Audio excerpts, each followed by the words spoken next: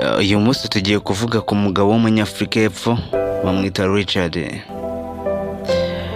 Yaravuze ati mu buzima tubayeho mu buryo bwo kwihiringa, nta muntu n'umwe ushobora kugera ku kintu atakivunikiye. Rwana urugamba paka urebe yuko aho uri nawe wahava ukubaka hazaza hawe heza. Inzira nyayo niwo ugomba kuyihitiramo kugira ngo uyinyuremo. Nubwo aba ari urugendo rutoroshye umuntu agomba gukora, ariko twebwe nta yandi mahitamo dufite, tugomba kubikora. Jya ugerageza urebe ikintu cyaguteza imbere kurusha icyagutakariza gutera imbere. Umwanya wawe uharire ikintu kizima, kumva yuko wawuharira ikintu kitari kizima kuri wowe. Inzira zose ushobora guca uyu munsi nizo zishobora kukubera intwaro nyayo hazaza kuri wowe. Gerageza urwane urugamba rutoroshye nubwo ari intambara ikaze, ariko nta yandi mahitamo ugomba kuyirwana kandi ukanayitsinda. Buri munsi ibyo duhura nabyo nibyo bitugira abo turi bo. Gerageza urwane urugamba, wumve yuko muri utacika intege. Ishimire dukeya ushobora kuba ufite, kuko harimo ababa batwifuza natwo batadufite. Dukeya ufite gerageza utwishimemo. Umunsi wawe nuwira udasetse, uzamenye ko umunsi wawe wapfuye ubusa. Ubuzima bwawe ugomba kwishakamo icyiza aho kugira ngo yubakemo ikibi. Inzira yawe ugomba guca ni ikubera urufunguzo rw'ahazaza muri wowe. Niba ufite amaguru n'amaboko, gerageza ukore cyane ushakishe kugira ngo urebe aho wagera. Ubwo tugerageza kuzamuka dutera imbere, harimo abifuza ko twarya hasi, ariko nta yandi mahitamo, tugomba kurwana urwo rugamba tukarutsinda, kuko nta kindi twakora.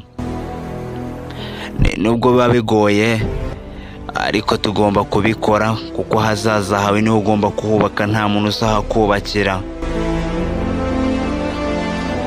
Richard yaravuze ngo mu buzima ibyo duhura nabyo buri munsi nibyo biduha isomo.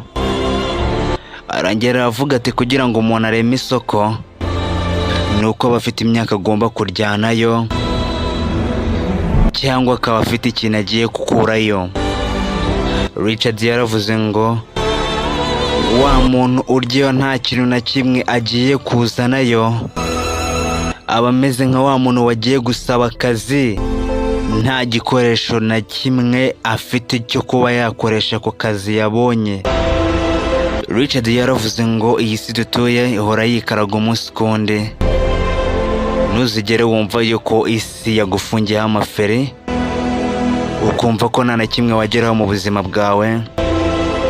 Niwicira ntabwo kisigera kikwizanira. Icyo ugomba gukora ni uguhangana kugira ngo icyo wifuza ukibone. Gerageza urwane urugamba rukomeye mu buzima bwawe kugira ngo ugire icyo ugeraho, nuko bigusaba gutanga ibitambo by'imbaraga zawe. Richard yaravuze ati iyi si rumihuhaho, utihanganiye ububabare uhura nabwo, nta kintu na kimwe mu buzima ushobora kugeraho. Nta musirikare n'umwe ugitsindwa urugamba atigeze arwana. Hangana kugira ngo ubone icyo wifuza, nuko ugomba kubiharanira muri wowe. Nta kintu na kimwe uzigera ugeraho utibiyakuya. Richard arongera aravuga ati mu buzima ibyo duhura nabyo nibyo bitugira abo turiho. Yarongera aravuga ati jya ushima Imana niba ufite amaguru yawe yose n'amaboko yawe yose, ukaba ufite n'umutwe wo gutekereza.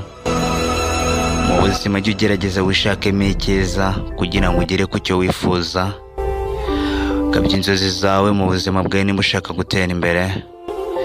Mu buzima bwawe gerageza ukora ikintu cyatuma ubuzima bwawe buhinduka kugira ngo undi mushyashya. Niba ushaka kugira ngo ahazaza hawe wubake umuryango uhamye, nuko ugomba kubiharanira kugira ngo ubibone. Richard yaravuze ati nta mwana ujya uvuka ngo yuzure ingobyi, no mu buzima dutuye ibyo dushaka kugeraho ntabwo biza mu buryo bwirukase cyane, tugomba kubishakisha gake gake kugira ngo tubigereho. Richard yaravuze ati nimba ubonye amahirwe mu buzima bwawe, gerageza uyakoreshe neza zigera gucika. Richard yaravuze ati amazi wavumyeho bwa mbere ntabwo ariyo wongera kuvoma bwa kabiri. Isomo twakora kuri uyu mugabo Richard nuko yavuze ngo mu buzima uzashika murwane intambara, ntuzigere na rimwe ucika intege muri wowe. Akazi ako ariko kose waba ukora ujya umenya yuko akazi kabi kaguhesha keza. Uyu munsi utishobora kuba uri umunyonzi ariko ejo ukaba umumotari cyangwa umushoferi w'imodoka.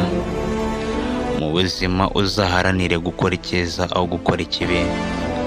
Tuzagerageze kurwana urugamba rukomeye mu buzima bwawe, kuko nimba waravukiye mu bukene ukabusaziramo azaba ari amakosa yawe. Richard yaravuze ati tugerageze gukora ikintu cyaduteza imbere muri twebwe. Richard yarongeye aravuga ati mu buzima twese abagabo dukunda gupfana imishinga ariyo dupfa tutari twayisoza, ariko tujye tumenya yuko mu gihe tugifite umwuka tugomba gukora ikintu cyazatuma dusiga inkuru nziza imusozi. Nubwo ari intambara ikomeye ariko tugomba kuyigwana.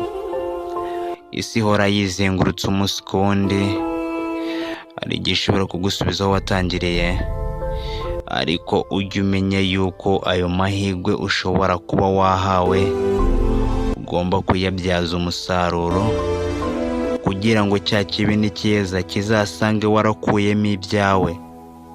Mu buzima icyiza nitwe tukishakamo, nta wundi muntu uzaturuka ku ruhande ngo gukorera ikintu cyiza. Ubwawe niwe ugomba kukishakamo kugira ngo ukikore. Ikiganiro cy'umunsi reka tugisubikira ahangaha. Mwari kumwe na Nick. Wadusanga kuri YouTube channel, kuri Facebook, Twitter na Instagram batwitaho Nick Shine Official Rwanda.